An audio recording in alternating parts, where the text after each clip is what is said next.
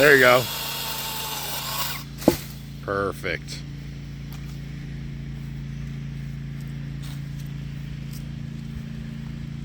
No perfect way to do that.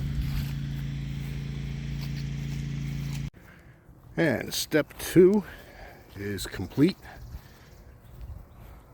I still haven't got a chain for the Echo yet, so we used all the 4-inch and 6-inch chainsaws that I have and took out the rest of the limbs, and I'm gonna go get a saw for the Echo.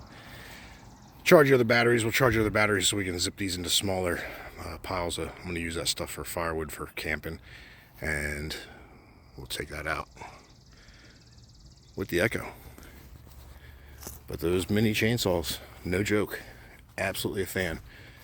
I have 2 6-inch and a 4-inch now, and they made quick work of that.